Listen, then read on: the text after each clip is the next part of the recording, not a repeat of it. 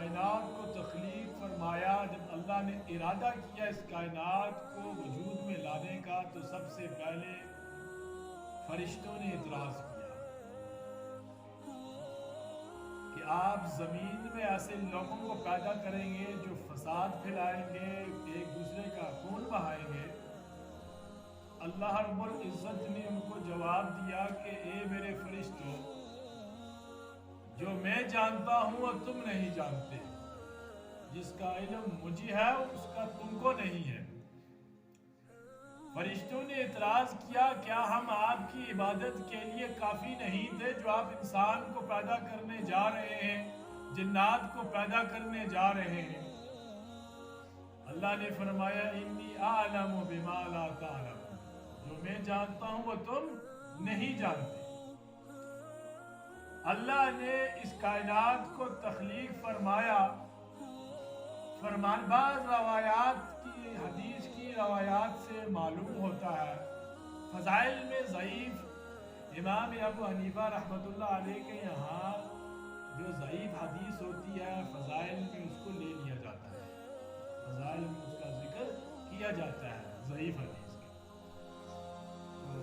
بعض روایات سے معلوم ہوتا ہے کہ اس کائنات کی تخلیق کی وجہ جناب محمد رسول اللہ صلی اللہ علیہ وسلم، جیسا کہ ایک حدیث ہے کنت نبیا والآدم بین الماء والطین، پھر ایک حدیث مختلف روایات کے ساتھ ہے کہ کنت نبیا الآدم بین الروح والجسد،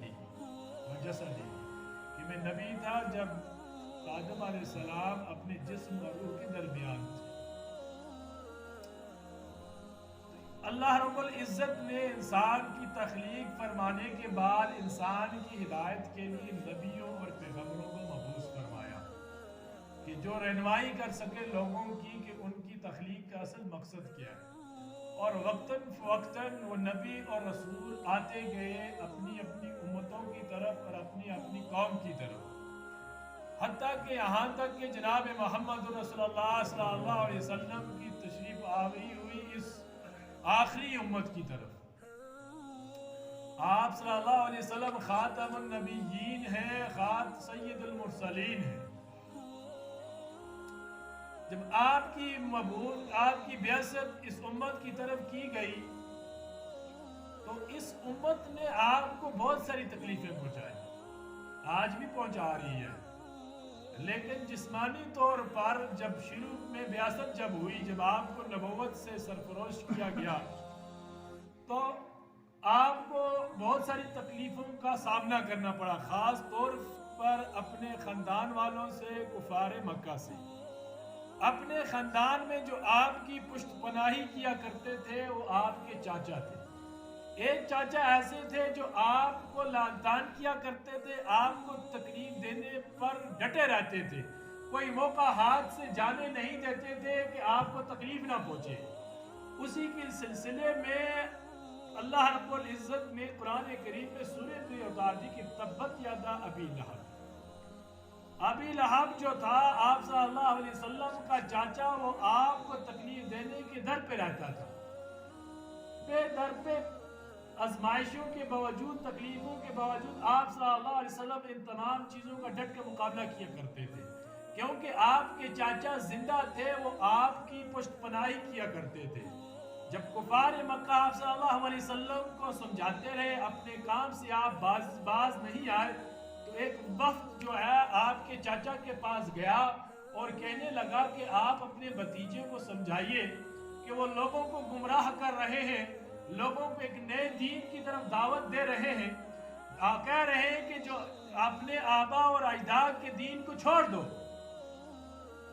تو حضرت ابو طالب نے اس سے پہلے آپ صلی اللہ علیہ وسلم کے سامنے کفار مکہ نے بہت ساری فرمائشیں رکھی تھی، ہم آپ کو سونا دے دیں گے، ہم آپ کو لونڈیاں دیں گے، خوبصورت سے خوبصورت عورت کے ساتھ شادی کرائیں گے، ہیرے جواہرات دے دیں گے، اپنا بادشاہ تسلیم کر دیں گے، آپ اس راہ سے بچ جائیے۔ لیکن آپ صلی اللہ علیہ وسلم نے ان تمام چیزوں کو رد فرمایا۔ اس سے باز نہ آئے تو دھمکی دی، اس سے بھی باز نہ آئے تو ان کے چاچا کے پاس گئے اور چاچا سے ابو طالب سے دو ٹوک الفاظ میں فرمایا کہ آپ اپنے بھتیجے کو اس کام سے روک دیجئے، نہیں تو ہم اس کا قتل کر دیں گے۔ حضرت ابو طالب بھی بسا اوقات ڈگمگا جاتے تھے، تنگ آ جاتے تھے۔ تو جب یہ وقت کفار کا واپس آیا تو انہوں نے بلاوا بھیجا جناب محمد رسول اللہ صلی اللہ علیہ وسلم کے پاس کہ ان کو بلاؤ۔ جب وہ آپ کے پاس آئے تو ابو طالب نے کہا کہ بھتیجے، مجھ پر اتنا بوجھ نہ ڈالو کہ میں اس کو برداشت نہ کر سکوں۔ یہ بات کہنی تھی، آپ صلی اللہ علیہ وسلم سمجھ گئے کہ ان کی کیا مراد ہے کہنے کی۔ تو جناب محمد رسول اللہ صلی اللہ علیہ وسلم نے جواب دیا کہ آپ کو اگر میری مدد کرنی ہے، میری پشت پناہی کرنی ہے، ٹھیک تھی، نہیں کرنی آپ مت کیجئے۔ اگر یہ کفار مکہ میرے ایک ہاتھ میں چاند اور ایک ہاتھ میں سورج بھی لا کے رکھ دے اور کہہ دے کہ اس کام سے ہٹ جاؤ، رک جاؤ، میں پھر بھی ہٹنے والا نہیں۔ تو حضرت ابو طالب نے کہا جا بھتیجے، جو کرنا ہے کر، میں تمہارے ساتھ۔ اس کے بعد آپ صلی اللہ علیہ وسلم پر کچھ عرصہ وحی منقطع ہو گئی، رک گئی۔ تو آپ صلی اللہ علیہ وسلم پریشان ہونے لگے، کفار میں یہ چیمیں گوئیاں ہونے لگی کہ جو نبوت کا دعویٰ کرتا تھا، جو کہتا تھا آسمان سے میری پاس وحی آتی ہے، آج اس کا کوئی غائب ہے، پتہ نہیں، ابھی تک کوئی وحی نہیں آئی، 1 مہینے سے اوپر وقت گزر گیا ہے۔ 1 مہینے کے بعد پھر وحی آئی تو پھر آپ صلی اللہ علیہ وسلم نے پیغام لوگوں کو سنایا، لیکن وہ اس پہ ایمان نہیں لائے، آپ کو تکلیف دینے کے در پہ رہتے تھے وہ۔ تو 1 سال آپ صلی اللہ علیہ وسلم پر ایسا آیا کہ اتنی سخت تکلیفیں دی کہ آپ کو طائف کا سفر کرنا پڑا۔ آپ طائف گئے، وہاں پر دعوت دی تو وہاں پر وہاں کے جو بادشاہ تھے انہوں نے اوباش بچوں کو، لڑکوں کو آپ صلی اللہ علیہ وسلم کے پیچھے لگا دیا اور آپ کو پتھر مارتے سنسار کرتے، یہاں تک کہ آپ کی جوتی مبارک خون سے رنگین ہو گئی اور ایک جگہ پر تو آپ بے ہوش ہو کے گر پڑے۔ تو اسی اثنا میں حضرت جبرائیل امین پہاڑوں کے فرشتوں کو لے کر آتے ہیں اور کہتے ہیں کہ آپ حکم دیجئے، میرے ساتھ پہاڑوں کا فرشتہ ہے، اگر آپ حکم دے دیں تو اس پہاڑی جو ان پہاڑوں کے درمیان جو وادی ہے، اس دونوں پہاڑوں کو ملا دو اور ان کو نیست و نابود کر دو۔ لیکن جناب محمد رسول اللہ صلی اللہ علیہ وسلم نے ارشاد فرمایا کہ جبرائیل، مجھے امید ہے اگر یہ لوگ ایمان نہیں لائے، ان کی نسلوں میں ضرور کوئی نہ کوئی ایمان لائے۔ اور جب مدینہ ہجرت کر کے پہنچے تو طائف کا وفد آپ صلی اللہ علیہ وسلم کی خدمت میں حاضر ہوا اور ایمان لایا۔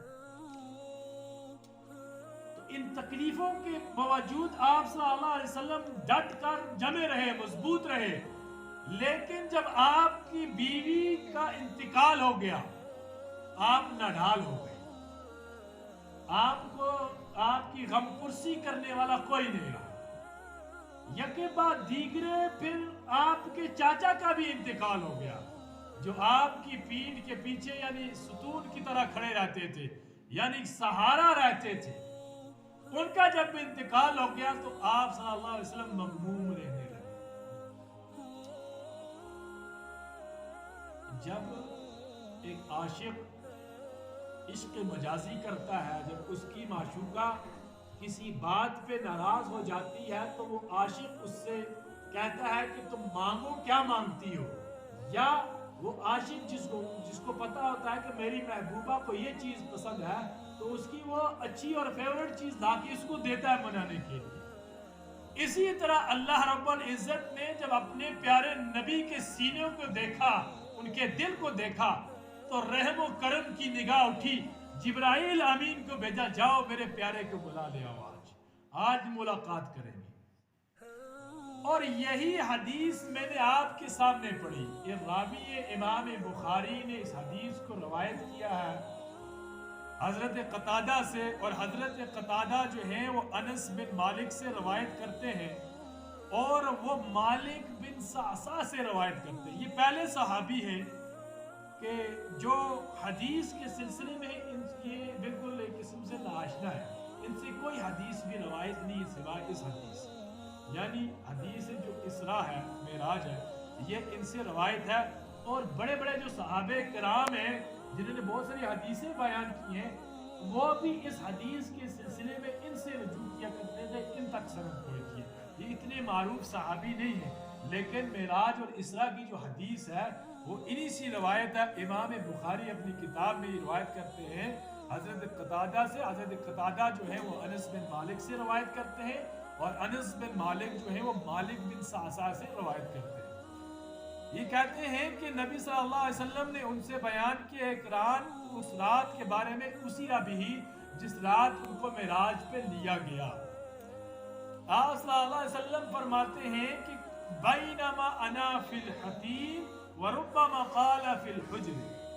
دو روایتیں, ایک میں ہے کہ فرمایا کہ میں حتیم میں تھا, اور ایک دوسری ایک میں فرمایا کہ میں اپنے کمرے میں تھا مستجعا, لیٹے ہوئے. اذ اتانی آتن, کہ کوئی آنے والا میرے پاس آیا. وہ آنے والا کون؟ حضرت جبرائیل امین تھے. فقدا, تو انہوں نے مجھے جگایا. قال, فرمایا, وسمعت یقول, میں نے ان کو یہ کہتے ہوئے سنا. میں نے کہا کون؟ تو وہ کہنے لگے کہ میں جبرائیل امین. فشق ما بین ہذہ الی ہذہ الی ہذہ و الی ہذہ, تو انہوں نے یہاں سے لے کے یہاں تک میرے پیٹ کو, میرے سینے کو چیرا, پھاڑا. فقلت لجارود وما هو الى جبی بعینیہ بہ قال من صغرۃ نہرہ الى شہرتہ. بعض کہتے ہیں کہ صغرۃ نہرہ یہاں سے لے کر الى شہرتہ, ناف کی جو ناف کی جگہ ناف تک پھاڑا پیٹ کو, یہ کہتے ہیں. وسمعت یقول من قصتی الی شعرہ فاستخرج قلبی, تو میرے دل کو انہوں نے نکالا, میرے دل کو حضرت جبرائیل نے نکالا. ثم اتیت بسط من ذهب ملوءۃ ایمانا, پھر انہوں نے ایک تشتری کو لایا, سونے کی تشتری تھی, من ذهب, جو سونے کی تشتری تھی, ملوءۃ ایمانا, اور جو ایمان سے بھری ہوئی تھی. ففل قلبی, تو اس کو میرے دل میں اڈیل دیا. اور ایک روایت میں آتا ہے کہ دو تشتریاں تھی, جس میں ایک میں آب زمزم تھا اور ایک میں نور تھا. ثم حشی ثم عیدا, پھر اس کو اڈیل دیا گیا, پھر اس کو سیدھا کیا گیا, ثم عیدا, پھر سلائی کر دیا گیا, یعنی پھر جیسے تھا ویسے کر دیا گیا. ثم اتیت بدایت دون البغل وفوق الحمار الابیض, پھر مجھے ایک ایسی سواری کے پاس لایا گیا جو گدھے سے تھوڑا بڑی تھی, کھچر سے تھوڑا کم تھی, اور سفید رنگ کی تھی. فقال جارود والبراق یا حمزہ, یہ حمزہ اس کا نام براق ہے. کون سواری تھی؟ براق سواری تھی. قال انس, حضرت کہتے ہیں نام ہاں, یضع خطوۃ عند اقصى طرفہ, کہ انہوں اس نے ایک قدم اس کا تحد نگاہ تک پڑتا تھا, جہاں نگاہ پہنچتی تھی وہاں پر اس کا ایک قدم پڑتا تھا. اس سواری کے ذریعے سے ایک یہ سوچ بھی دی گئی کہ کسی بھی چیز کو جب انسان اپنی عقل کا استعمال کرے گا, جو اللہ نے شعور اس کو عطا کیا ہے, اس شعور کا استعمال وہ کرے گا تو وہ نئی نئی ایجادات کو وجود میں لا سکتا ہے. اللہ نے اس کو شعور دیا, اس نے گاڑی بنائی, آج کی 300-400 میل کا کچھ گھنٹوں میں ہم فاصلہ طے کر لیتے ہیں.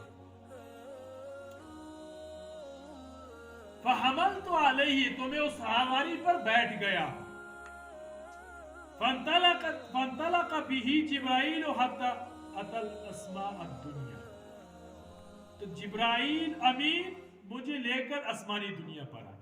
اب یہاں جو اقصی طرف ہی پر لے کے آئے, حضرت جبرائیل امین مدینے سے بیت المقدس تک کا سفر اسرا کہلاتا ہے. مدینے سے بیت المقدس تک کا سفر جو سواری کا ہے وہ اسرا کہلاتا ہے. بیت المقدس سے سدرۃ المنتہا تک کا سفر معراج کہلاتا ہے. یعنی مدینے سے جو سفر بیت المقدس تک کیا وہ اسرا کے نام سے ہے، اور بیت المقدس سے جو سفر آسمانی دنیا کا کیا اس کو معراج کے نام سے منسوب کیا گیا.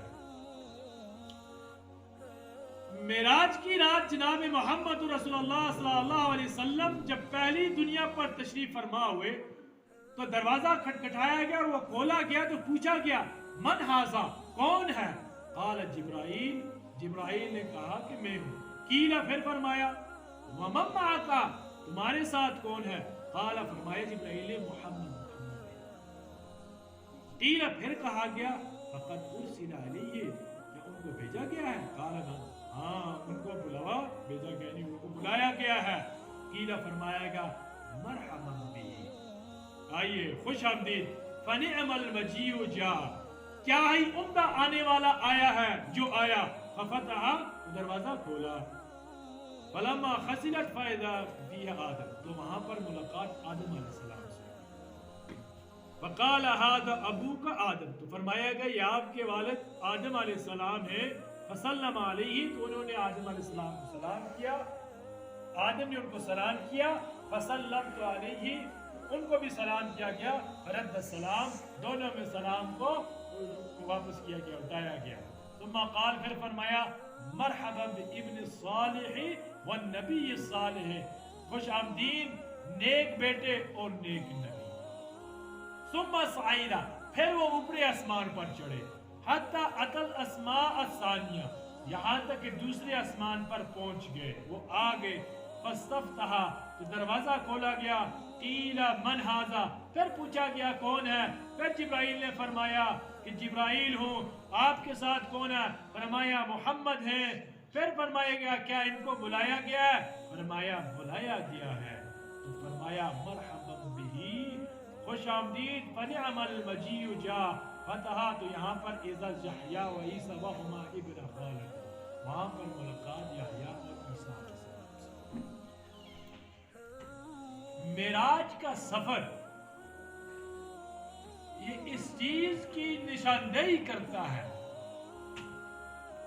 کہ جب اللہ رب العزت کسی چیز کا ارادہ فرما لیتے ہیں پھر دنیا کی کوئی طاقت اس کو ٹال نہیں سکتی.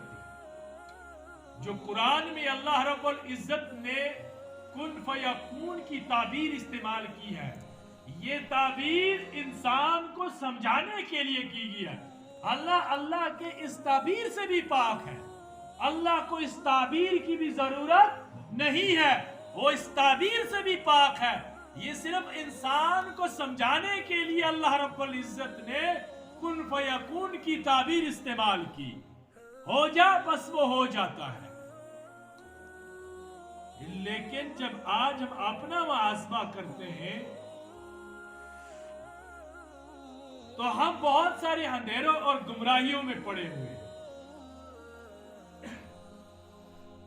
معراج کے سفر سے جناب محمد رسول اللہ صلی اللہ علیہ وسلم نے جب ایک ایک آسمان پہ چڑھتے گئے، سلام پیش کرتے گئے، اس سے ملاقات کے آداب کا بھی پتہ چلتا ہے کہ آپ کسی انسان سے جب ملتے ہیں تو کیسے ملنا چاہیے.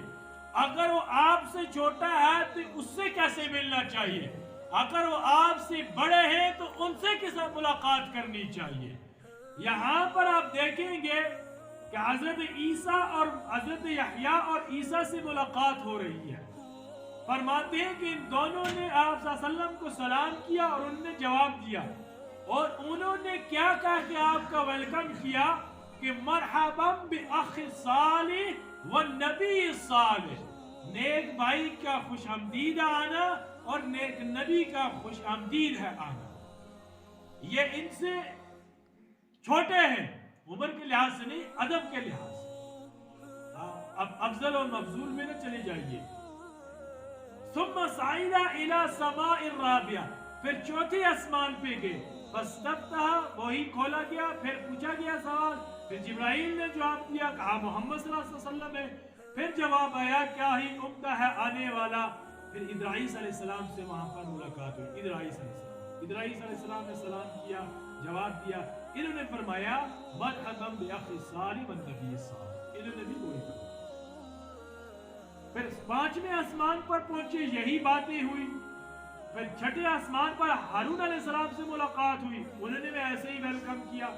پھر 7ویں آسمان پر گئے, وہاں پر حضرت ابراہیم علیہ السلام سے ملاقات ہوئی. لیکن 6ٹھے آسمان پر جب موسیٰ علیہ السلام سے ملاقات ہوئی تو موسیٰ علیہ السلام نے بھائی اور نیک نبی کہہ کے ویلکم کیا. لیکن لما تجاوز, جب چلنے لگے آپ سے آگے بڑھنے لگے, تو موسیٰ علیہ السلام رونے لگے. قیل لہ ما یبکیک, موسیٰ علیہ السلام سے پوچھا گیا کہ کس چیز نے آپ کو رلایا. دیکھیے ایک نبی کی شان دیکھیے اپنی امت کی فکر کے بارے میں. قال, فرمایا ابکی لأن غلاما بعث بعد يدخل الجنة من امتی اکثر مما يدخلها من امتی. مجھے رلایا اس چیز نے کہ لأن غلاما, ایک شخص ہے, بعث بعد, جس کو میرے بعد مبعوث کیا گیا, یعنی آپ صلی اللہ علیہ وسلم موسیٰ علیہ السلام کے بعد آئے, میرے بعد ان کو مبعوث کیا گیا. یدخل جنت من امتی اکثر, ان کی امت کے زیادہ سے زیادہ لوگ جنت میں جائیں گے. مما یدخلها من امتی, بنسبت میری امت کی. کس پہ رو رہے موسیٰ علیہ السلام؟ اپنی امت کی, کہ میری امت کے لوگ کم جائیں گے بنسبت محمد رسول اللہ صلی اللہ علیہ وسلم کی امت کے. محمد رسول اللہ صلی اللہ علیہ وسلم کی امت کو ایسی فضیلت کیوں دی گئی؟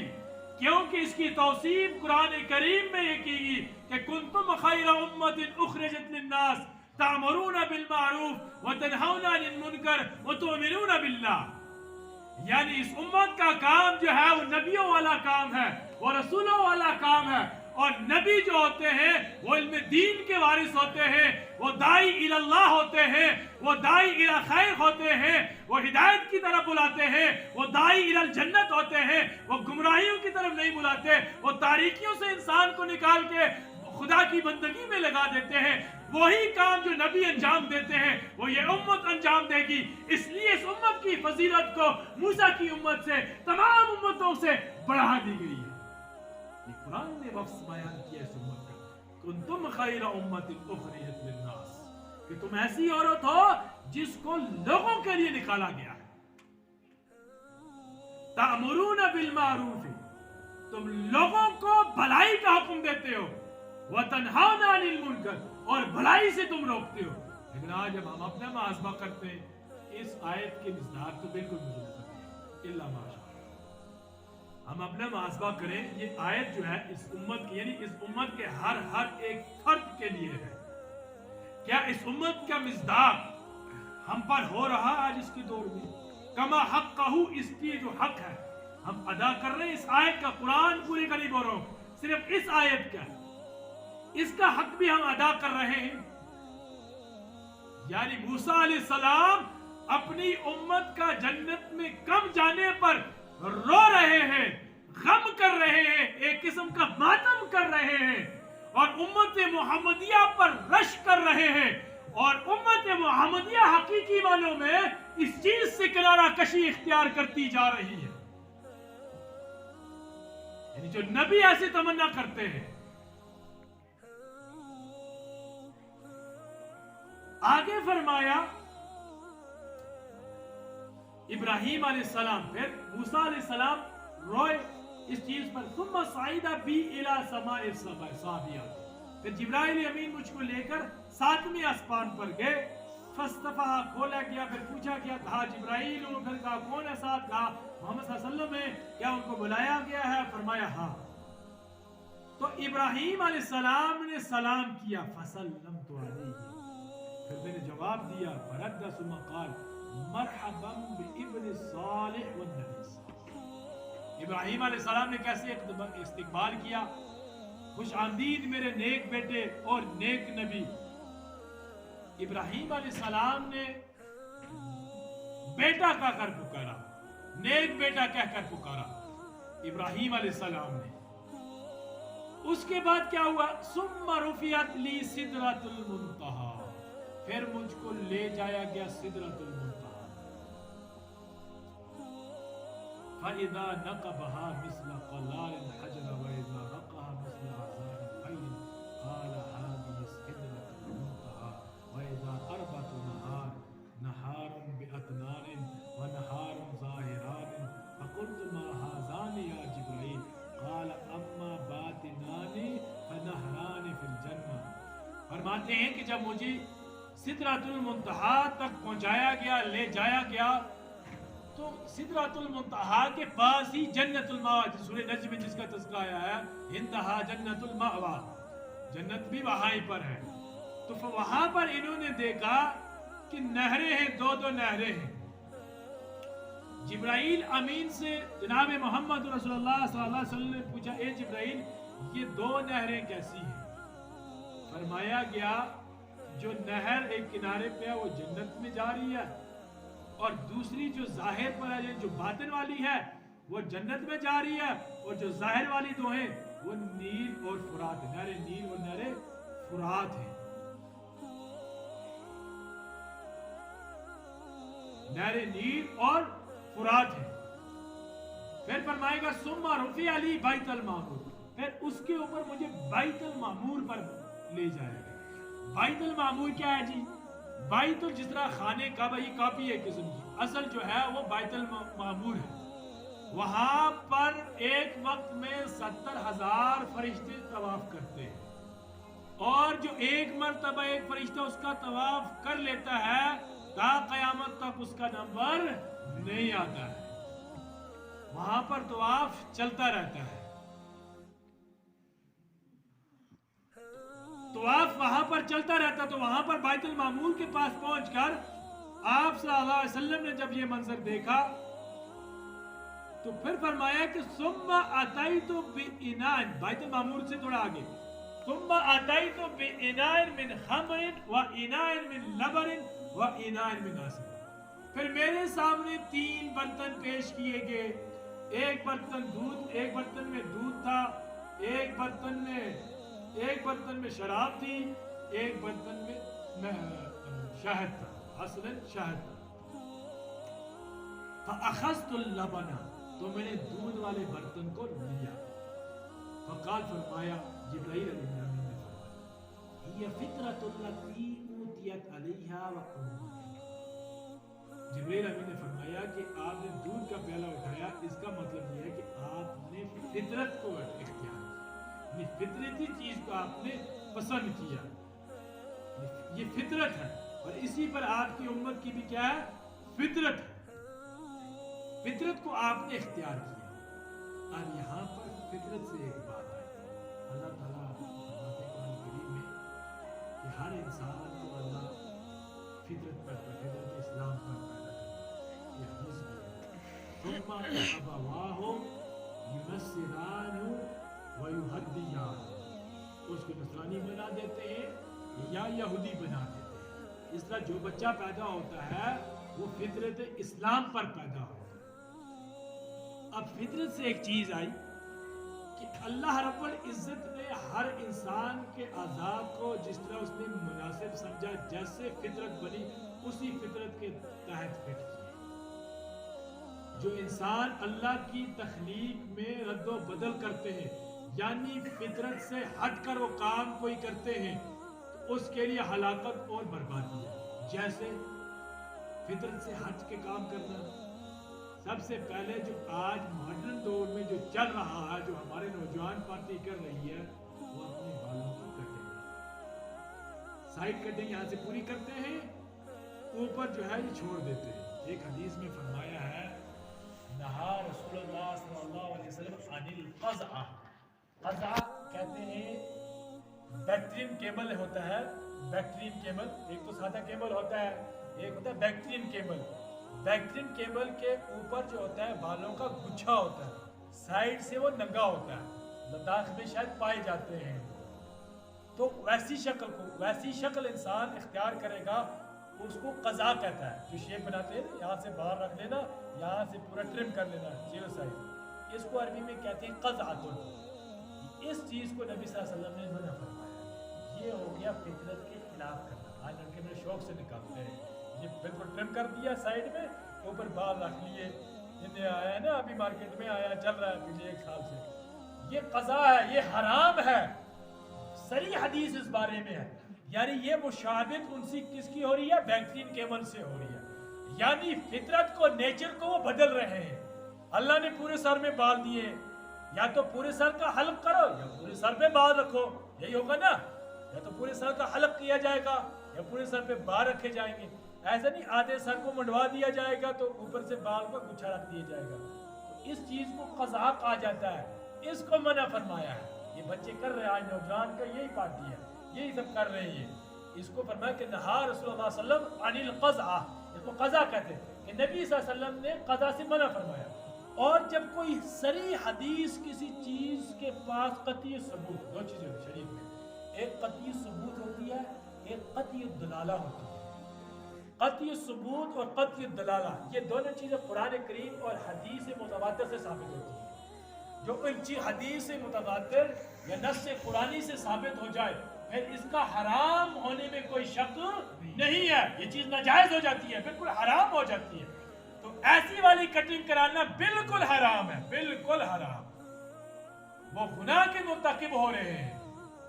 ऐसी कटिंग करना गुनाह है, क्योंकि ये फितरत के खिलाफ है, ये नेचर के खिलाफ है। इस चीज से बचना चाहिए। अल्लाह रब्बुल इज्जत ने अपने नबी को तसल्ली देने के लिए, अपने नबी की गमपुरसी करने के लिए, अपने नबी को आसरा देने के लिए मेराज का सफर कराया और नबियों से मुलाकातें कराई, नबियों से हम कलाम हुए। और सबसे उम्दा बात ये कि जब सिदरतुल मुंतहा के आगे पहुंचे, जिब्राइल अमीन रुक गए। जिब्राइल अमीन स्टॉप। एक मर्तबा हजरत जिब्राइल अमीन को जब सिदरतुल मुंतहा पर पहुंचे, जनाब मोहम्मद रसूलुल्लाह सल्लल्लाहु अलैहि वसल्लम, जिब्राइल अमीन से फरमाया कि जिब्राइल को मुझे अपनी असली शक्ल दिखाओ, अपनी असल शक्ल दिखाओ। तो जिब्राइल अमीन ने अपनी असल शक्ल दिखाई। 600 पर, 6000 या 600 पूरा है, 6000 या 600 पर, जो जिनकी लंबाई आसमान से लेकर जमीन तक थी। जनाब मोहम्मद रसूलुल्लाह सल्लल्लाहु अलैहि वसल्लम ने खुद इज़हार किया, जिब्राइल ने अपनी असल शक्ल। इस तरह जब वही आती थी तो वो मुख्तलिफ काल में आती थी, मुख्तलिफ शक्लों में आती थी। तो नबी जी ने जब वो चीज़ देखी तो उसके बाद कहा चलो आगे चलते हैं। जिब्राइल अमीन रुक गए, कहा यहाँ से आगे मैं नहीं जा सकता। अगर यहाँ से बाल बराबर भी आगे में कदम रखूंगा तो मैं जल कर राख हो गया, मैं जल कर राख। तो वहां से आगे नबी सल्लल्लाहु अलैहि वसल्लम तने एक तरफ अल्लाह, एक तरफ नूर के पर्दे उठते गए, आप चलते हैं। आप देखिए हजरत मूसा अलैहिस्सलाम ने जब ये शौक जाहिर किया कि मैं अल्लाह को देखना चाहता हूँ, अल्लाह रब्बुल इज्जत ने फरमाया कि सबसे पहले तुम एक पहाड़ पे तजल्ली डालता हूँ, इस पहाड़ को देख। जब पहाड़ पे तजल्ली डाली, मूसा अलैहिस्सलाम बेहोश हो गए, बेहोश हो गए और पहाड़ तो रेज़ा हो गया। और दूसरी आयत में अल्लाह रब्बुल इज्जत सूरह हश्र में भी फरमाता है, वलम अंज़लना हाज़ल कुरान अला जबलन लरअयतहु खाशिअन मुतसद्दिअन मिन खश्यतिल्लाह। कुरान को तातर टुकड़े टुकड़े हो जाता है। जब अल्लाह खुद अपना दीदार कराता तो क्या होता। ये नबी की शान देखिए कि मूसा अलैहिस्सलाम पे एक पहाड़ के सामने, पहाड़ पर एक तजल्ली डाली, बेहोश हो गए। लेकिन नबी को देखिए सिदरतुल मुंतहा के आगे नूर के पर्दे उठते जा रहे हैं। नबी हम कलाम हो रहे हैं, क्या क्या लुत्फ अंदोज हुए होंगे। और जन्नत और जहन्नम के दीदार भी कराया गया। रिजवान फरिश्ता जो जन्नत का सबसे बड़ा फरिश्ता है, उससे भी मुलाकात हुई। नबी की शान आप देखिए, किसी नबी को ऐसा तोहफा नहीं दिया गया, किसी नबी को ऐसा तोहफा नहीं दिया गया। जो भी नबी आए एक महदूद उम्मत तक आए, महदूद अपनी कौम तक आए, लेकिन हमारे नबी आलमी नबी, आफाकी नबी, मेरे नबी यानी पूरे मशरक से लेके मगरिब तक, जुनूब से लेके शमाल तक, जमीन से लेके आसमान तक तमाम मखलूक के नबी हैं, ता क़यामत तक नबी रहेंगे। और जब आखिरत भी आएगी, बाद लोग कहते हैं ना मुनकर शफाअत है, बाद लोग मुनकर शफाअत है, वो दलील देते हैं कि नबी सल्लल्लाहु अलैहि वसल्लम कल क़यामत के दिन शफाअत नहीं करेंगे। उनकी ये अकीदा है कि नबी सल्लल्लाहु अलैहि वसल्लम कल क़यामत के दिन शफाअत नहीं करेंगे। दलील में वो एक चीज़ को पेश करते हैं कि अल्लाह रब्बुल इज़्ज़त ने कुरान में फरमाया कि शफाअत जो है वो सिर्फ अल्लाह और अल्लाह ही के लिए और किसी के लिए नहीं है। ये लिखते हैं, इन्होंने दलील दी है, अल्लाह ने इनको जवाब दिया मेरे बच्चे से। इन्होंने ये दलील हदीस में, ये कुरान की हदीस देते हैं। एक तो इन्होंने ये दिया है कि ला यमलिकु शैयन बाद ममात अलैहि सलातु व तस्लीमात व यक़ूल कुल लिल्लाहि शफ़ाअतु जमीआ, कि शफाअत पूरी की पूरी अल्लाह रब्बुल इज़्ज़त की तरफ से मांगनी चाहिए। तलब शफाअत मिनन नबी व मिन गैरिही मिनल अमवात ला यजूज़ व हुवा शिर्कुन अकबर इंद अहलिल इल्म। इंद अहलिल इल्म से कुरान के यहाँ नासिरुद्दीन अलबानी है और इमाम इब्न तैमिया है। वल लिअन्नहु ला यमलिकु शैयन बाद मा माता अलैहि सलातु तस्लीमा, कि नबी सल्लल्लाहु अलैहि वसल्लम के इंतकाल के बाद वो किसी चीज़ की मालिक नहीं है। और दलील क्या देते हैं, सूरे ज़ुमर की आयत नंबर 44 के कुल लिल्लाहि शफ़ाअत जमीआ, आप कह दीजिए कि शफाअत जो है पूरी की पूरी वो अल्लाह के लिए है। लेकिन ये इस आयत के ज़ाहिरी मफ़हूम को समझ रहे हैं। अगर हम इस आयत पे जाएं तो हमें वो उस हदीस मुतवातिर का हमें इनकार लाजिम आएगा जिसमें कल क़यामत के दिन अल्लाह रब्बुल इज़्ज़त फरमाएंगे, सल तोता या हबीबी इरफा रासका सल तोता, ए मेरे हबीब अपने सर को उठाओ, मांगो जो मांगना है दिया जाएगा। इस हदीस के मुनाफी आ जाएगा। लेकिन अल्लाह के बंदों ने एक कुरान के ज़ाहिरी या हदीस के ज़ाहिरी मफ़हूम को समझकर बयान कर दिया गया। हालांकि इमाम इब्न तैमिया को भी मैंने पढ़ा है और नासिरुद्दीन अलबानी रहमतुल्लाह अलैह, मैं किसी से इख्तिलाफ नहीं करता, मैं सबको मानता हूँ और मैं नमाज इनके यहाँ पढ़ाता भी हूँ और पढ़ता भी हूँ। इख्तिलाफ की गुंजाइश कोई नहीं है। बस मेरा मसलक ये है कि अपने अकीदे में पक्के रहो, दूसरे के लिए गुंजाइश छोड़ो, बस यही है। इमाम जो नासिरुद्दीन अलबानी रहमतुल्लाह अलैह बहुत बड़े मुहद्दिस गुजरे हैं। इनकी हदीस की किताब है सिलसिलतुल अहादीस ज़ईफ़ा, 22 जिल्दों में ये किताब है। तो बहुत सारी अहादीस इन्होंने सही थी, इन्होंने उसको ज़ईफ़ करार दे दिया है। जैसे एक हदीस है कि मेरे सहाबा मेरे सितारों की मानंद है, इन्होंने इसको ज़ईफ़ करार दिया और उलमाए किराम ने इस पे कलाम भी किया, इनकी हदीसों में बाज़ मरतबा रद्द भी किया है। बहरहाल हमें इख्तिलाफ़ी मसाइल में नहीं जानना है, इन्होंने रद्द भी किया है। और ये ज़्यादातर जो थे सरी हदीस पे यानी हदीस के अमल को ही मानते थे, यानी सहाबा के अमल को ही कहते थे। इल्मी इख्तिलाफ है इसमें, इल्मी इख्तिलाफ, इसमें किसी पे कोई तंज की चीज नहीं है। उम्मत में किस पे हम, जब हम मैं इस फाइजल में देवबंदी है ना, मैं जब किला ठोक के बैठ गया कि मेरा देवबंदी मसलक ही सही है, दूसरा है ही नहीं, इससे जो होता है शिद्दत पसंदी उठती है और उम्मत में तफरका पैदा हो जाता है। मैं कहूँ देवबंदी ही सब कुछ है, बाकी कोई कुछ नहीं है, यह गलत बात है। या कोई कहे कि मकतबा बरेलवी ही सब कुछ है, बाकी सब कुछ नहीं है, यह भी गलत है।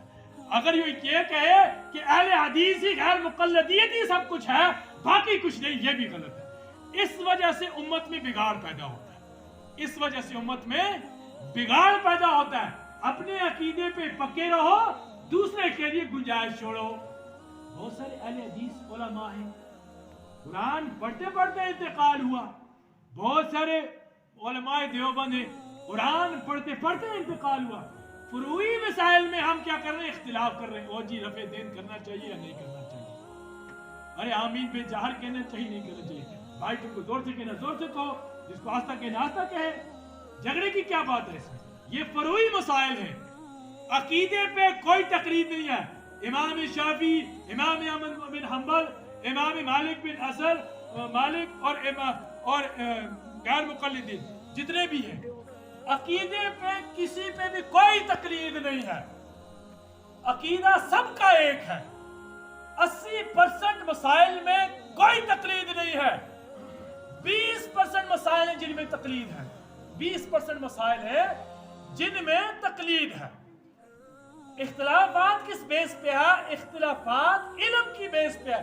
एक शख्स को ये हदीस पहुंची, उसने वो इख्तियार कर दिया, एक ने इसको ये हदीस पहुंची, इन्होंने ये इख्तियार कर दिया। या ये हो गया किसी के उसूल के जरा व तादील में कोई रावी उनके पैमाने पे सही आया, जब उन्होंने उसकी जांच की और किसी की नजर में वो रावी ज़ईफ निकला, उन्होंने उस हदीस को छोड़ दिया। इतनी सी बात है। और कितना बड़ा ब्लंडर इस समय पैदा हो गया है उम्मत में, टुकड़े टुकड़े होगी, एक दूसरे की मस्जिद में नमाज नहीं पढ़ते। बट मालूम है क्या, वहां तो मस्जिद में बाहर बोर्ड लिखा हुआ, या तबलीगी जमात नहीं आएगी। अल्लाह कुरान में कहता है इन्नल मसाजिद लिल्लाह, मसाजिद अल्लाह के घर। मैं और आप कैसे मलकियत बन सकते हैं किसी की? जब कोई चीज वक्फ कर दी तो उस पर मलकियत नहीं है, खत्म हो जाती है, वक्फ लिल्लाह हो जाता है। वो बोर्ड साइन बोर्ड लगाया हुआ है, तबलीगी जमात यहाँ बिल्कुल बना है। आप देखिए उम्मत का तनज़्ज़ुल, उम्मत का ज़वाल, किस हद तक उम्मत गिर चुकी है। अगर आपने फॉर एग्जाम्पल इस बच्चे में तबलीगी जमात आती है, आपको उनकी बात नहीं सुनती, चलिए वो दरवाजा वो है, इनको अपना काम करने दीजिए। है तो मुसलमान ना, या तो आप सही अल्फाज में बोलिए वो काफिर है, फिर उन पे बैन लगाइए। सही अल्फाज में बोलना चाहिए ना। इतनी तनज़्ज़ुली इस उम्मत को तो नबी फिरकों में बांट के तो नहीं देखे थे। मैंने कहा देवबंदी काफिर, देवबंदी ने कहा बरेलवी काफिर, बरेलवियों ने कहा गैर मुक़ल्लिद काफिर, कुछ ने कहा फलाना काफिर। जन्नत में कौन बनेगा? कौन जाएगा जन्नत में? मौलवी ठेकेदार हैं, मौलवी ही तो फतवा लगाते हैं, फतवे लगाते हैं, आम आदमी तो लगाते नहीं है। यानी कुछ इंतहा पसंदी अपने मसलक की इतनी हो चुकी है, बस अपने मसलक के बाहर निकलना उनके लिए जैसे अज़ाब जहन्नम बन जाता है। वो कुफ्र समझती है। हमने हदीस ये पढ़ी, मुझे मेरे उस्ताद ने ये सिखाया कि आप हनफी मसलक के बिल्कुल पक्के रहिए, लेकिन जिंदगी में एक मरतबा आप रफ़े दीन भी कर लीजिए ताकि उस हदीस में भी अमल हो जाए। इमाम शाफी के नजदीक जब खून बह जाए, जिस्म से निकल जाए, वुजू नहीं टूटता। इमाम अबू हनीफा के नजदीक खून बह जाए, वुजू टूट जाता है। जिंदगी में आप एक मरतबा वैसे भी पढ़ लीजिए, वो भी तो हदीस है। क्या ये हदीस नहीं है जब हजरत अली के तीर निकाले जाते थे, नमाज की हालत में निकालते थे तीर। हजरत अली को तीर जंग में जब लगते थे, नमाज की हालत में निकाला करते तीर। जब तीर निकालते वक्त उनको खून नहीं बहता था। यानी छोटे छोटे मसाइल पे इतना बड़ा बवाल खड़ा कर दिया कि उम्मत का शिराजा बिखर गया है। ये किन्होंने किया? ये नाम ने हटी जो मुल्ला है अपने आप को फेमस करने के लिए। शिराजा बिखर चुका है बिल्कुल। नबी तो उम्मत को इस फिरकों में बांट के तो नहीं की थे ना। कुरान कहता है वातसिमू बिहब्लिल्लाहि जमीआ, कि अल्लाह की रस्सी को मजबूती के साथ थामे रहो, पकड़े रहो। क्या हम पकड़े हैं? यानी एक अगर हम जमात इस्लामी के हैं, मौलाना मौदूदी की लिटरेचर को पढ़ते हैं, बस उसी फिक्र को जो मौलाना मौदूदी की फिक्र है, उसी में हम कैद होके रह जाते हैं, उसी में कैद होके रह जाते हैं और उसी की तशहीर भी करने लग जाते हैं, फिर चर्चा भी उसी का करते हैं। हालांकि दावत हमको जो देनी है वो कुरान और हदीस की देनी है, किसी मसले की दावत नहीं देती। मौलाना अनवर शाह कश्मीरी रहमतुल्लाह अलैह बहुत बड़े पाए के आलिम गुजरे हैं। इनका एक वाक़या में सुनाता हूं आपको। इन्होंने रोम के कुतुबखाने में एक किताब थी, वहां पर जब ये गए उस किताब का मुतालबा किया लाइब्रेरियन से, तो वो कहने लगा इसका एक ही नुस्खा है, ये किताब हम बाहर नहीं देते, अगर आपको पढ़ना है यहीं बैठ के पढ़िए। रात भर उस लाइब्रेरी में बैठ के उस पूरी किताब का मुताला किया, फिर वापस हिंदुस्तान आए, यहाँ से बैठ के उस किताब को दोबारा लिखा और तस्हीह के साथ लिखा और खत लिखा कि जो इसमें गलतियां थी वो भी मैंने दुरुस्त कर ली। लेकिन आखिरी उम्मत में वो इतने बड़े आलिम ये अफसोस कर रहे हैं कि मैंने सिर्फ देवबंदियत का प्रचार किया, यानी हनफी मसलक का प्रचार किया। इतनी शिद्दत नहीं इख्तियार करनी चाहिए इंसान को कि दूसरे के लिए गुंजाइश ही न रहे। आज हम मस्जिदों में नहीं जाते, एक दूसरे की मस्जिदों में लिखा हुआ है मस्जिद आले हदीस, मस्जिद हनफिया, मस्जिद फलाना। इतनी, यानी एक दूसरे की मस्जिद में भी हम जाना गवारा नहीं करते। हालांकि जहां मैं पढ़ा हूं वो एक ऐसा इदारा है जो किसी के अंदर फर्का पैदा नहीं करता, जो कदीम साले और जदीद नाफे का मजमुआ है, जहां पर तमाम मकातिब फिक्र के बच्चों को पढ़ाया जाता है और ये सोच और फिक्र दी जाती है किसी भी मसलब के दरमियान तफरीक पैदा नहीं करनी, बल्कि एक उम्मत बन के रहना है, एक उम्मत और एक मुसलमान नबी की उम्मत होकर रहना है और कुरान और हदीस के पैगाम को पूरी इंसानियत तक पहुंचाना है और कुरान और हदीस के उलूम को दुनिया की आवाम की ज़हनों तक, उनके दिलो दिमाग तक पहुंचाना है। ये उसका नारा जो है कदीम साले और जदीद नाफे का है, वो किसी के दरमियान तफरीक नहीं करता। वहां मकतबे देवबंदियत के, मकतबे बरेलवियत के, जमीयत आले हदीस के, गैर मुक़ल्लिद के और शाफी मसलक के तमाम मसालिक के बच्चे वहां पढ़ते हैं। एक मर्तबा वो ज़ोहर असर की नमाज हनफी मसलक का पढ़ाता है, मगरिब की नमाज शाफी मसलक का पढ़ाता है, दूसरी कोई नमाज गैर मुक़ल्लिद पढ़ाता है, किसी के दरमियान कोई तफरीक नहीं। नबी तो ये कह के नहीं कहते कि तुम अपने टुकड़े करना, इन टुकड़ों का ही नतीजा जो है तो गैरों का डंडा हमारे सामने पिट रही है, उम्मत पिट रही है। मिराज पे जनाब मोहम्मद रसूलुल्लाह सल्लल्लाहु अलैहि वसल्लम ने नमाजों का तोहफा लाया। नमाज तो सबकी सेम है। नबी ने फरमाया सल्लू, नमाज पढ़ो, कमा रायतुमूनी सल्ली, जैसे मैं मुझे देखते नमाज पढ़ते हुए। अब कोई लोग रफ़ेदैन करते हैं, कोई लोग नहीं करते, कोई लोग यहाँ हाथ बांधते हैं, कोई यहाँ बांधते हैं, कोई नहीं बांधते हैं। आप तीनों रवायात है ना, आखिर जो बांधते हैं उनकी भी हदीस है, जो नहीं बांधते उनकी भी हदीस है, जो ऊपर नीचे बांधते उनकी भी हदीस है। आखिर हदीस में कुछ रवायत अपने आप से तो नहीं पढ़ रहे ना, वो ये उलमा का काम है, मुस्तनद उलमा का काम है कि वो उनसे बात करें कि आप ऐसा क्यों कर रहे हैं, ऐसा क्यों नहीं कर रहे। और इस बात पे लिटरेचर भी आ चुका है। बेतबलाई ये आती है कि इन बातों में कलाम न किया जाए, क्योंकि आज तक इसका कोई नतीजा निकला ही नहीं। बसा औकात जो उम्मत में इख्तिलाफ जो होते वो खैर के होते। इमाम शाफी ने रफ़े देन की हदीस को इख्तियार किया, इमाम अबू हनीफा ने रफ़े देन वाली हदीस को इख्तियार नहीं किया। लेकिन इमाम शाफी जब इमाम अबू हनीफा के मज़ार पर आए, जब वो नमाज पढ़ी उन्होंने, तो इमाम अबू हनीफा के मसलक के मुताबिक पढ़ी, यानी जो हदीस इमाम अबू हनीफा ने इख्तियार की थी उसी हदीस पे अमल करते हुए इमाम शाफी ने नमाज पढ़ी। आज हम ऐसा कर सकते हैं? सवाल नहीं कर, बिल्कुल नहीं कर सकते। अभी वितर अगर हम किसी मस्जिद में चले जाए, वहाँ 2 रकात पहले पढ़ जाते, फिर 1 पढ़ जाते, हम 3 एक साथ पढ़ते हैं ना, वो भी हदीस पढ़ते, हम ये गौर नहीं करेंगे, करना भी नहीं चाहिए, पढ़ना चाहिए, लेकिन दूसरे को ये नहीं बोलना चाहिए ऐसे को।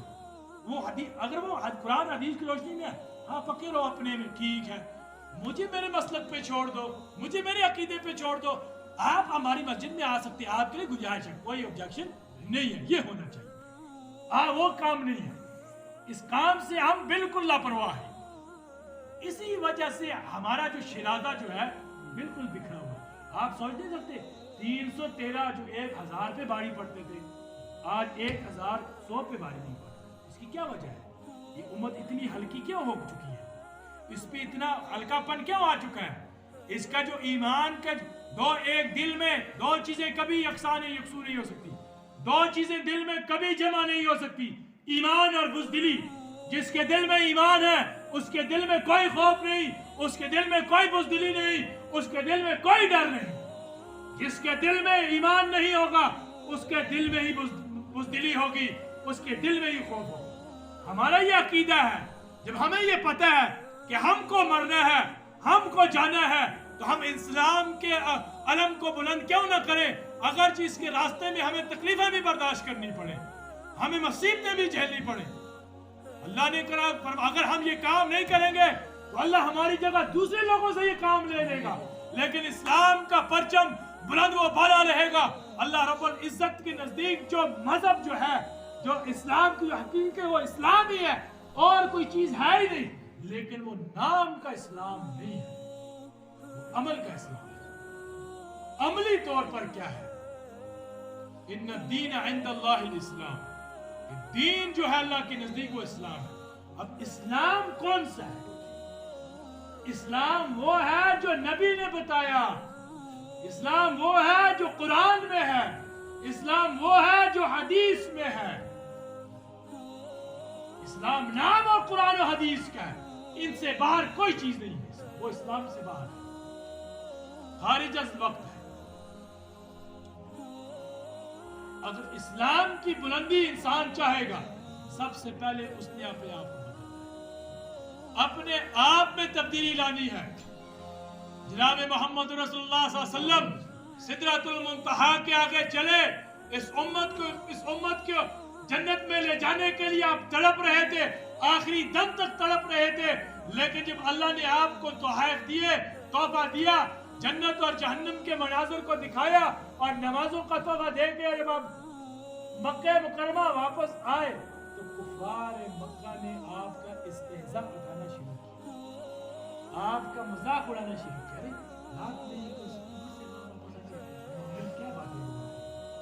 محمد کیا باتیں بول رہے ہیں، رات کے وقت لوگوں کو یقین کرنا بھول گیا۔ تو لوگوں نے کیا کیا کہ انہوں نے کہا کہ اگر آپ اوپر ہی گئے ہیں، آپ کہہ رہے ہیں بیت المقدس گئے، وہاں سے آسمانوں پہ گئے، تو آتے سمے ہمارے قافلے بھی آ رہے ہوں گے، ان کو بھی دیکھا ہوگا آپ نے؟ تو آپ صلی اللہ علیہ وسلم فرمایا بالکل دیکھا ہے۔ تو پوچھا وہ قافلہ کہاں پہنچا ہے؟ ابو سفیان کا قافلہ کہاں ہے؟ فلانے شخص کا قافلہ کہاں ہے؟ تو آپ صلی اللہ علیہ وسلم ایک ایک کا نشانی بتاتے رہے، وہاں پر وہ بیٹھے تھے، وہاں پر پڑاوا کیا، وہاں پر کھایا، وہاں سے چلے، اتنے اونٹ تھے، اتنے آدمی سب۔ جب وہ قافلہ 2 مہینے کے بعد وہ قافل جب مکے پہنچے تو کفار مکہ نے جب پوچھا، جیسا جناب محمد رسول اللہ صلی اللہ علیہ وسلم فرمایا تھا، سیم ٹو سیم ان قافلے والوں نے بتایا، پھر بھی انہوں نے یقین نہیں کیا۔ کیوں؟ انار، سرکشی، ہٹ درمی۔ سرکشی انسان کو مار دیتی ہے، ہٹ درمی انسان کو غرق کر دیتی ہے۔ سرکشی کبھی نہیں کرنی چاہیے، ہٹ درمی کبھی نہیں کرنی چاہیے۔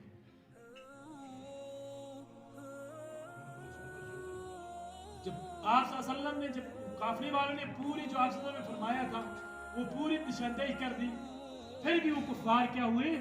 ایمان نہیں لائے۔ آپ کو اور زیادہ تنگ کرنا سٹارٹ کر، اور زیادہ پریشانیاں بھیجنی آپ کو سٹارٹ کر، دن رات تنگ کرتے، یہاں تک کہ آپ صلی اللہ علیہ وسلم بہت زیادہ تنگ آ رہے ہیں۔ اللہ رب العزت کی طرف سے حکم آپ ہجرت فرمائیں۔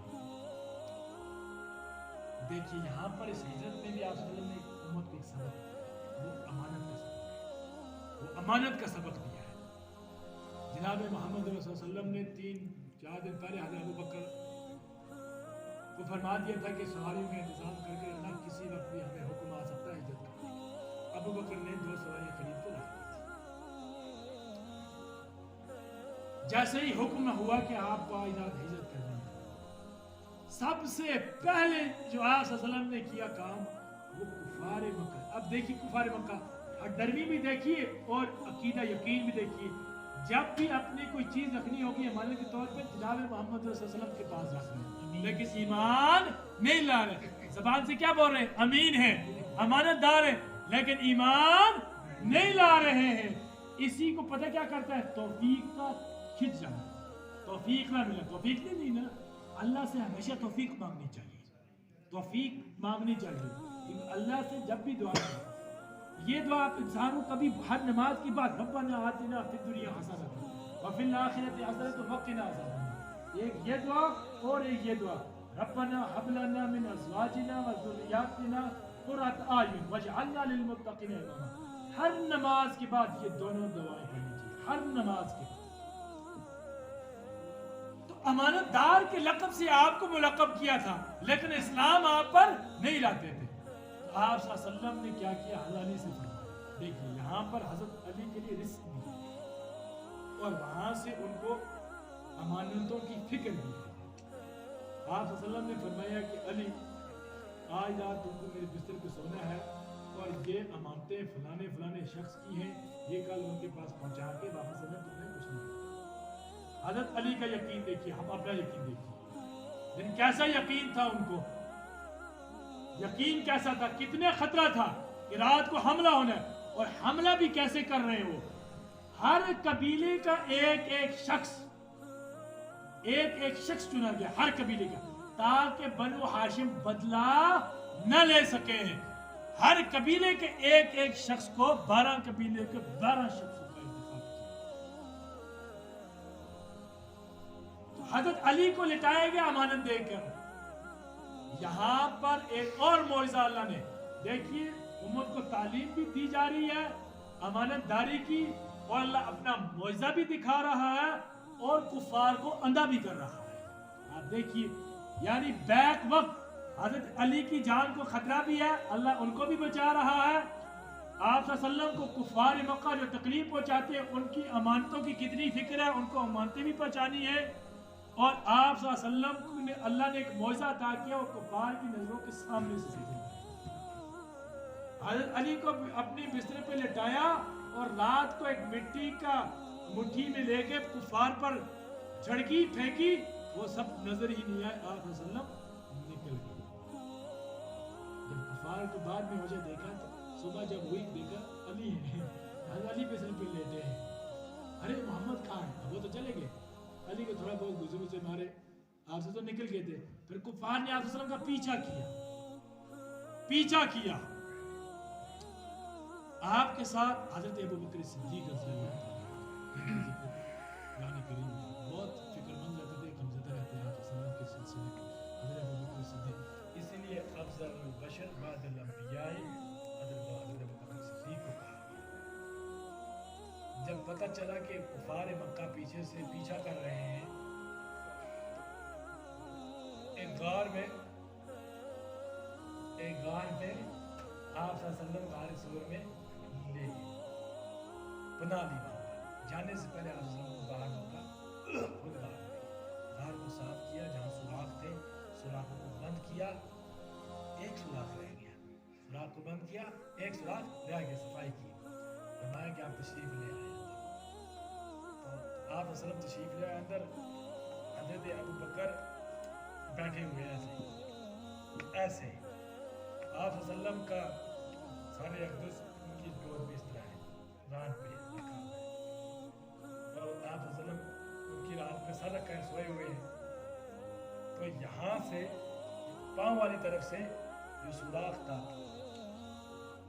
تو حضرت ابوبکر کو وہ بند نہیں ہو سکا، بعد میں دیکھا تو وہاں سے بچھو تھا، اس کی ڈس کو حضرت ابوبکر جھیل رہے تھے، اور اللہ نے ایسا انتظام کر دیا کہ اس غار کے جو دروازہ تھا، منہ تھا، اس منہ پر ایک مکڑی کو بھیجا، اس نے جالا تن دیا، اور ٹھیک اس کے سامنے کفار پہنچے، لیکن ایسا محسوس ہو رہا ہے جیسے کوئی اندر گیا ہی نہیں، جیسے کوئی گیا نہیں، اور حضرت ابوبکر اتنے گھبراہٹ میں ہے کہ اللہ رب العزت نے قرآن میں آیت اتار دی، ان اللہ معنا لا تحزن ان اللہ معنا، نبی کی یہ بول کو قرآن میں اللہ نے فٹ کیا، اتنے پریشان تھے، فرمایا کہ گھبراؤ نہیں کہ اللہ ہمارے ساتھ ہے۔ حضرت ابوبکر صدیق رضی اللہ تعالی عنہ تھک گئے، گود میں سارا تھک گئے، ہل نہیں رہے، لیکن نبی کی شان ہے، وہ اپنے صحابی اور اپنی امتی کے بارے میں نہیں سوچیں گے، فرمایا ابوبکر ٹانگوں کو نیچے کر لو، تھکے ہوئے ٹانگوں کو نیچے کر لو، ابوبکر نے یہ والی ٹانگ نیچے کی، یہ والی ٹانگ حضرت ابوبکر نے نیچے کی۔ تو آپ صلی اللہ علیہ وسلم جب اس غار سے نکلے، پھر ان کے حضرت ابوبکر نے اپنے غلام کو کہہ کر رکھا تھا، پھر وہ دوسرے دن اونٹنی کو لے کے آیا، پھر وہاں سے وہ روانہ ہوئے، مدینے پہنچے، آپ صلی اللہ علیہ وسلم وہاں پر لوگوں نے استقبال کیا۔ سیرت نبوی سے یہ بات ہم کو معلوم ہوتی ہے، ہر ایک چیز آپ جس پہلو کو بھی کھولیں گے نا، جس پہلو کو بھی کھولیں گے، اسی میں ہم کو سبق ملے گا، क्या मेराज में हमको सबक नहीं मिला? मेराज में अल्लाह रब्बुल इज्जत ने जनाब मोहम्मद रसूलुल्लाह को मेराज करवाई। क्या मेराज में हमको ये सबक गाड़ी का सबक नहीं मिला कि कोई इंसान को अल्लाह ने शऊर दिया है कि वो कोई ऐसी चीज भी इजाद कर सकता है जो कोई घंटों का सफर, कई मीलों का सफर कई घंटों में कर सकता है। और ऐसा हो रहा है, ऐसा हो रहा है। ये किसकी सब इंसान ने अल्लाह ने इंसान को शऊर दिया है, अकल और फहम दिया है। बस इंसान जो है वो अपने अकल को इस्तेमाल नहीं करता, अपने शऊर को इस्तेमाल नहीं करता। इस्तेमाल कैसे करेगा? वो तो इंटरनेट में, मोबाइल में खोया हुआ है, वो तो मोबाइल में खोया हुआ है।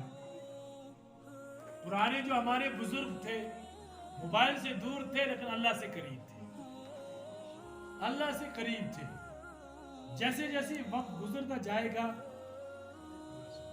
अल्लाह से दूरी बनती जाएगी, यानी फितनों का दौर आता जाएगा। अक्सर और बेशतर क़यामत की जो निशानी है वो पूरी हो चुकी है, अक्सर बेशतर पूरी हो चुकी है, अक्सर बेशतर 5-4 चुपचाप 5 ही मोटी मोटी, याजूज माजूज का आना, दज्जाल का निकलना, मेहदी का आना, ईसा मसीह का आना, यही बात, बाकी तमाम पूरी हो चुकी है। लेकिन इस गुनाहगार उम्मत के लिए नबी क़यामत के दिन शिफाअत करेंगे, सिफारिश करेंगे और सजदा करेंगे।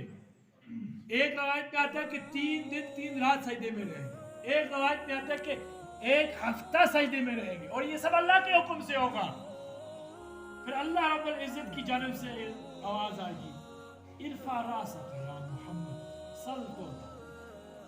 सर उठाइए, जो मांगना है मांगिए, वो दिया जाएगा, वो दिया जाएगा। अब अपना मुहासबा करें कि हम जो है नबी सल्लल्लाहु अलैहि वसल्लम की जिंदगी से कितने मायूस हैं और कितने करीब हैं।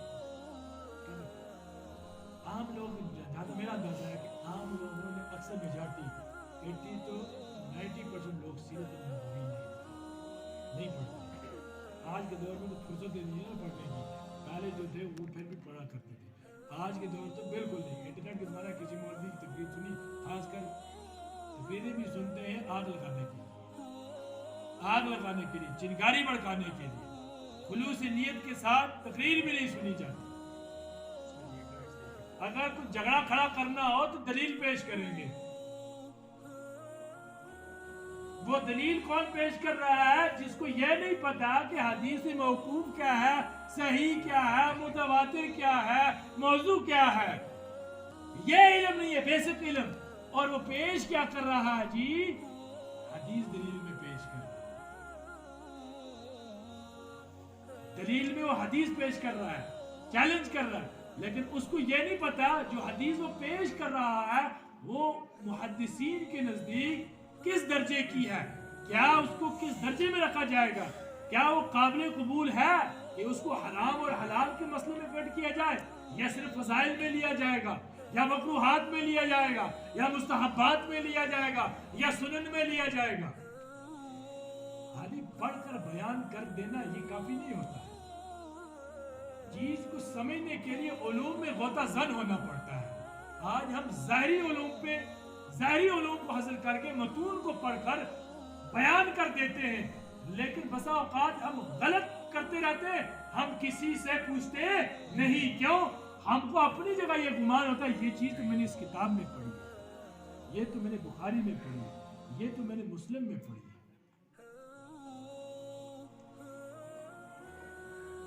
जैसे मैं आपको बताऊं, एक चीज होती है अजीमत, एक होती है रुखसत। एक चीज होती है अजीमत, एक अजीमत में किसी ने अमल नहीं किया होगा क्योंकि उसको अजीमत की फजीलत का पता नहीं है। रुखसत पे हर एक अमल करता है। मैं सफर में हूँ जी, रोजा नहीं है मुझ पे, मैं सफर में हूँ जी, कसर है 2 रकात पढ़नी है। अजीमत पे अमल नहीं करेगा वो। अजीमत क्या है जी? 4 रकात पढ़ना है।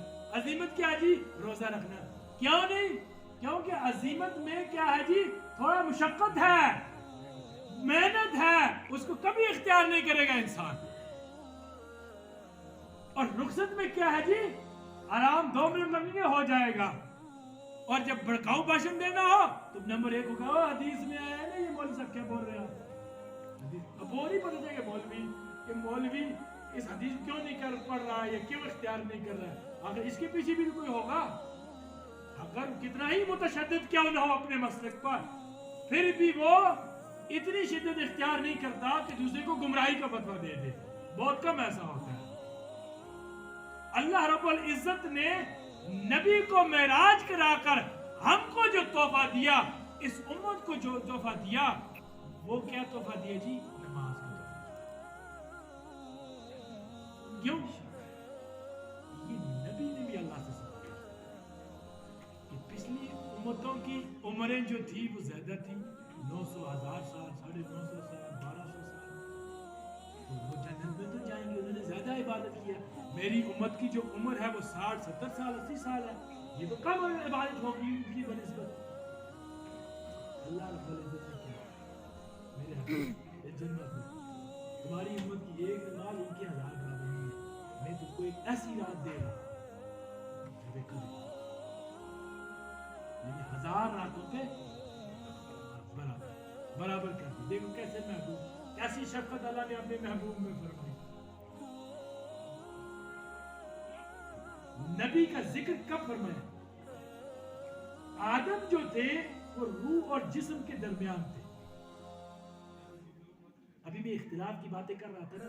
میں نے 2 حدیثیں پڑھی. پچھلی مرتبہ میں نے پیارے شیخ میں ایک جمعے میں یہ حدیث پڑھی تھی، کنت نبیًا بین الماء والطین. تو مجھے جب میں نے ویڈیو ڈالی یوٹیوب پہ تو ایک ساتھی ہیں، انہوں نے فوراً آبجیکشن کی. کہنے لگے یہ حدیث ہے ہی نہیں، یہ موضوع حدیث ہے. ناصرالدین البانی رحمۃ اللہ علیہ نے اس کو موضوع قرار دیا. میں نے کہا نہیں موضوع نہیں ہے، فضائل میں لے سکتے ہیں اور نہیں حوالہ دو. پھر میں نے ان کو کتاب جو تھی میرے پاس، میں اس کا اسکرین شاٹ اٹھا کے سینڈ کیا ان کو. پھر بھی وہ نہیں مان رہے. پھر انہوں نے ایون میں نے مجھ سے پتہ نہیں وہ کیا چاہ رہے تھے اللہ کے بندے. میں نے ان کو وہ کہہ رہے سند بتاؤ. میں نے کتاب کا فوٹو سند کا اٹھا کے ان کو بھیجا باضابطہ واٹس ایپ پہ، میرے موبائل میں ہے ابھی بھی. میں نے بھیجا، پھر بھی وہ نہیں مانے. بولے سند بتاؤ. میں نے کہا سند اس کتاب میں وہ سامنے جو لکھی ہے وہ لکھی ہے. پھر بھی نہیں مان رہے. میں نے کہا مجھے پہلے وہ پڑھی تھی. میں نے کہا کہاں آپ نے پڑھی ہے؟ احادیث صحیحہ و ضعیفہ میں ناصرالدین البانی نے. ہاں کیوں؟ میں نے کہا انہوں نے مجھ سے یہ کہا، جو میری کتاب ان کو سینڈ کی، وہ کہتے ہیں یہ میرے نزدیک معتبر نہیں ہے. امام زرقانی کی کتاب ان کے نزدیک معتبر نہیں ہے. مجبوراً ان کو لکھنا پڑا. میں نے ان کو لکھا کہ میرے نزدیک ناصرالدین البانی اور ابن تیمیہ معتبر نہیں ہے. یہ الفاظ انہوں نے مجھ سے لکھوائے، حالانکہ یہ انہیں غلط بول رہے. میں مانتا ہوں وہ مجتہد تھے، علمی کوتاہی ہے، ہم علمی کوتاہی مانتے ہیں. تو انہوں نے کوئی کوتاہی کی ہے، کوئی غلطی، اجتہادی غلطی ہے، کوئی دقت نہیں. اللہ معاف کرنے والا، اجتہادی غلطی پہ بھی ثواب ہے. ہم برائی نہیں بیان کر رہے. ایون جب میں نے ان کو یہ لکھا کہ میں ریجیکٹ کرتا ہوں ناصرالدین البانی کی تحقیق کو، پھر جا کے وہ بندہ خاموش ہو. یعنی اس نے مجھ سے یہ الفاظ نکلوائے.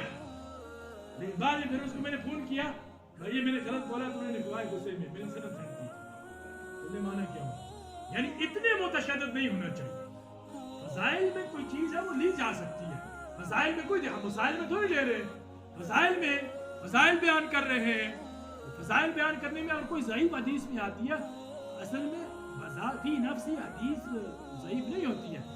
جو راوی کیا ہوتے ہیں نا، چین جو نریٹر جو ہوتے ہیں، چین جو نریشن کا ہوتا ہے، ان میں کسی نے جھوٹ بول دیا ہوتا ہے، یا کسی نے کھڑے ہو کے پیشاب کر لیا ہوتا ہے، یا کسی کو بھول کی بیماری ہوتی ہے. یعنی ایک محدث کے نزدیک وہ اس لیول پہ نہیں آتا، اس لیے اس کو لیبل لگا دیا جاتا ہے یہ ضعیف ہے. لیکن فضائل میں احناف کے نزدیک ان کو لیا جاتا ہے. اتنے متشدد نہیں بننا چاہیے، بالکل نہیں بننا چاہیے.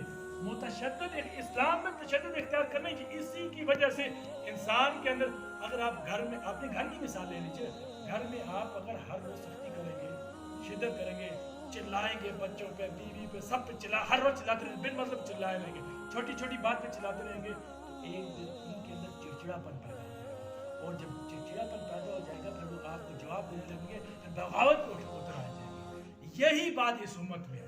ایک چیز پہ ڈٹے رہو، یہ صحیح ہے، یہ صحیح ہے، تو غلط ہے، یہ صحیح ہے، تو چڑچڑاپن آ جاتا ہے. تو اس سے امت میں فرقہ پیدا ہوتا ہے.